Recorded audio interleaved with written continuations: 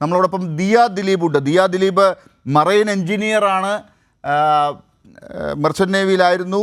ഇപ്പോൾ ഈ വിഴിഞ്ഞത്തെക്കുറിച്ചൊക്കെ നല്ലവണ്ണം മനസ്സിലാക്കുകയും ലോകത്തുള്ള പല തുറമുഖങ്ങളും കാണുകയും അവിടെയൊക്കെയുള്ള വാണിജ്യ സാമൂഹ്യ അവസരങ്ങൾ എത്രമാത്രമുണ്ട് എന്ന് മനസ്സിലാക്കുകയും ചെയ്തിട്ടുള്ള ആളാണ്. വിഴിഞ്ഞത്തെ ഇന്നത്തെ ദിവസം കേരളത്തിൽ തിരുവനന്തപുരത്തിരുന്ന് ദിയ ദിലീപ് വിഴിഞ്ഞം യാഥാർത്ഥ്യമാകുന്ന ഒരു ഘട്ടത്തിൽ എന്താണ് പ്രേക്ഷകരോട് പറയുക?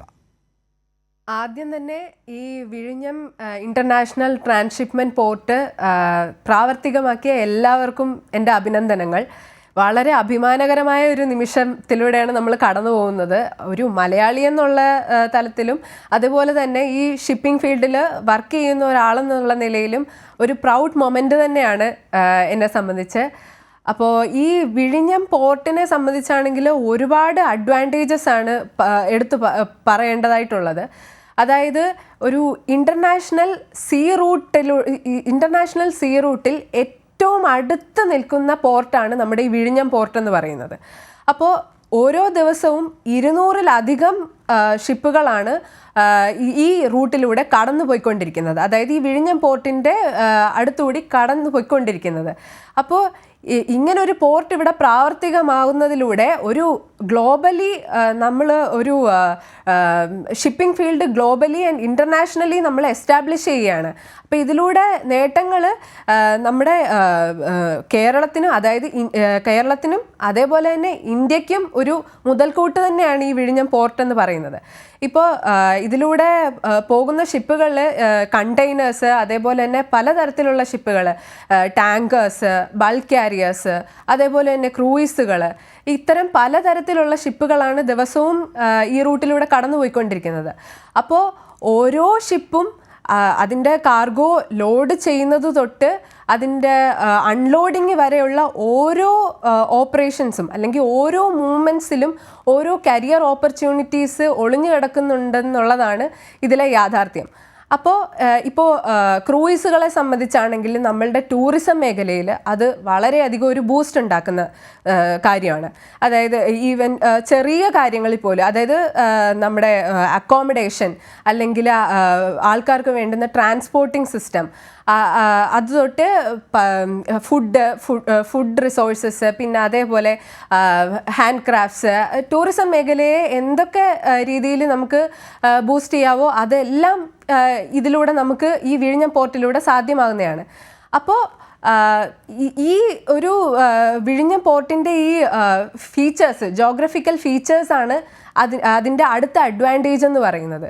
അതായത് നമ്മുടെ ഈ വിഴിഞ്ഞം ഒരു നാച്ചുറൽ പോർട്ടാണ്. അതായത് 18 to 20 മീറ്റേഴ്സ് വരെ നാച്ചുറൽ ഡെപ്ത് ഉള്ള പോർട്ടാണ് നമ്മുടെ വിഴിഞ്ഞം പോർട്ട് എന്ന് പറയുന്നത്. അപ്പോൾ നമ്മുടെ ഈ മദർഷിപ്പുകളായി ഇന്നലെ എത്തിച്ചേർന്ന നമ്മുടെ മേഴ്സ്ക് സാൻ ഫ്രാൻസിസ് എന്നുള്ള നമ്മുടെ മദർഷിപ്പ് അറൗണ്ട് ഒരു 10 to 13 മീറ്റർ ഡ്രാഫ്റ്റ് ഉള്ള ഷിപ്പാണ്. സോ അത്രയും വലിയ ഷിപ്പുകൾക്ക് പോലും ഇവിടെ അടുക്കത്തക്ക രീതിയിലുള്ള നാച്ചുറൽ ഡെപ്താണ് നമ്മുടെ ഈ വിഴിഞ്ഞം തുറമുഖത്തിനുള്ളത്. അതും ഒരു വളരെ വലിയൊരു അഡ്വാൻറ്റേജ് ആണ് ഈ വിഴിഞ്ഞം പോർട്ടിനെ സംബന്ധിച്ച്. പിന്നെ അതേപോലെ തന്നെ അടുത്ത ഒരു വ്യത്യസ്തത എന്താണെന്ന് വെച്ചാൽ ക്രൂ ചേഞ്ച്. അതായത് ഓരോ ഷിപ്പിംഗ് കമ്പനികളും എത്രത്തോളം ചെലവ് കുറഞ്ഞ രീതിയിൽ നമുക്ക് ഇപ്പോൾ കാർഗോ ഹാൻഡ്ലിംഗ് ഓപ്പറേഷൻസ് ആണെങ്കിൽ പോലും, ക്രൂ ചേഞ്ച് ആണെങ്കിൽ പോലും ഏറ്റവും ചെലവ് കുറഞ്ഞ രീതിയിൽ എങ്ങനെ അവർക്ക് ബിസിനസ് കൈകാര്യം ചെയ്യാം എന്നുള്ളതേ അവർ നോക്കുകയുള്ളൂ.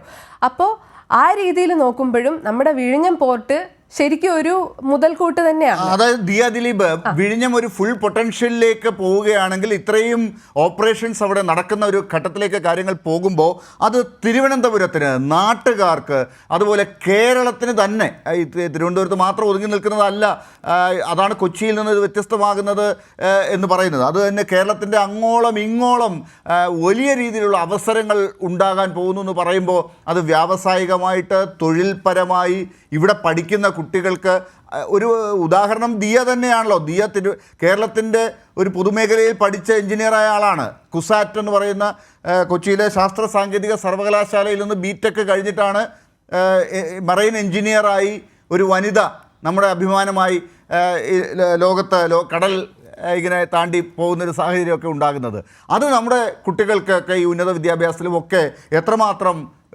ഗുണമുണ്ടാക്കും? അവിടെ വിഴിഞ്ഞം എന്ത് പ്രോസ്പെക്റ്റാണ് ഉണ്ടാക്കുന്നത് എന്നാണ് ദിയയ്ക്ക് തോന്നുന്നത്? സത്യം പറഞ്ഞാൽ ഒരു അവെയർനെസ് എല്ലാവർക്കും കൊടുക്കുക എന്നുള്ളതാണ് ഇതിലൂടെ നമ്മൾ ശരിക്കും ചെയ്യേണ്ടത്. അതായത് ഇപ്പോൾ ഞാൻ ഷിപ്പിൽ സെയിൽ ചെയ്തിട്ട് വന്ന ഒരാളാണ്. അപ്പോൾ 11 months കോൺട്രാക്റ്റ് കഴിഞ്ഞ് വന്ന ഒരാളാണ്. അപ്പോൾ അതിൽ എൻ്റെ ഷിപ്പിലെ മോസ്റ്റ് ഓഫ് ദ ക്രൂ ആണെങ്കിലും നോർത്ത് ഇന്ത്യൻസ് ആണ് ഞാൻ കൂടുതലും കാണുന്നത്. സോ അവരൊരു ഏർലി സ്റ്റേജിൽ തന്നെ അവർക്കൊരു പോർട്ട് ഓറിയൻറ്റഡ് ജോബ്സിനെ പറ്റി അവർ അവെയർ ആയിരുന്നു. അപ്പോൾ ഇപ്പോഴാണ് നമുക്ക് അതിൻ്റെ സാഹചര്യങ്ങൾ ഒത്തുവരുന്നതും വിഴിഞ്ഞം പോർട്ട് എന്നുള്ളൊരു വലിയൊരു കാര്യം ഇവിടെ വരുന്നത് ഇപ്പോഴാണ്. അപ്പോൾ ഇപ്പോഴെങ്കിലും നമ്മൾ ഇതിനെ പറ്റി ഒരു അവെയർനെസ്, ഇങ്ങനൊരു ഫീൽഡിനെ പറ്റി, ഇതിൻ്റെ കാർഗോ ഹാൻഡ്ലിങ്, ലോജിസ്റ്റിക്സ്, അതേപോലെ തന്നെ മാരിടൈം ലോ എന്ന് പറഞ്ഞൊരു സെക്ടർ തന്നെയുണ്ട്. അത് പിന്നെ അങ്ങനെ സെയിൽസ്, പർച്ചേസ്, അങ്ങനെ ഒരുപാട് തലത്തിൽ കുട്ടികൾക്ക് വിവിധ തരത്തിലുള്ള കരിയർ ഓപ്പർച്യൂണിറ്റീസ് ഇതിലുണ്ട്. അപ്പോൾ നമ്മൾ ഇതിലൊരു അവെയർനെസ് ക്രിയേറ്റ് ചെയ്യുക എന്നുള്ളതാണ് ആദ്യത്തെ കാര്യം. ഞാൻ ബിടെക് മറൈൻ എഞ്ചിനീയറിംഗ് ആയിരുന്നു. അത് കുഞ്ഞാലിമരക്കാർ സ്കൂൾ ഓഫ് മറൈൻ എഞ്ചിനീയറിംഗിൽ ആണ് പഠിച്ചത്.